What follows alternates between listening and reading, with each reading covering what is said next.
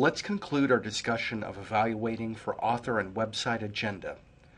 We will start with a web page from a news website. For many news web pages, you will just have the author listed without any information on their background. In these cases, the author is most likely a professional journalist and not an expert in a particular subject. For this web page, the answer on a question dealing with author and credentials would be: the author is Matt Peckham. There are no credentials listed, but he is most likely a journalist writing for Time magazine. Let's look for information telling us about the website agenda.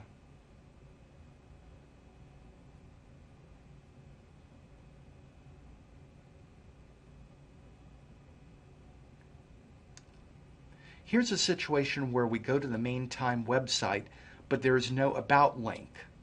But we can say that the agenda of the Time website is to report current news and events.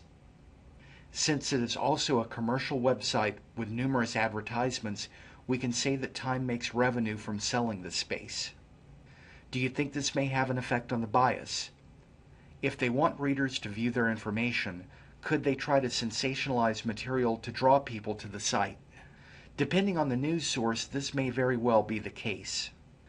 We could answer the agenda question saying, the Time website reports news and current events and contains advertisements to generate revenue.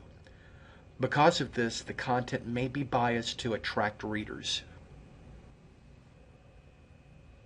Keep in mind that some news sites have correspondents they regularly turn to for opinion pieces.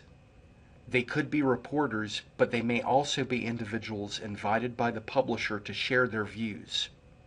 These articles usually state the author's point of view on an issue, but will also be in line with the agenda of the news site. Because of the additional bias, be careful when evaluating the author and agenda when using results from news websites. Sometimes there are web pages that do not have author or agenda information at all. Here is an example. There is no author credited and the page has no links that could give us clues on the agenda. There's nothing to take off of the web address either.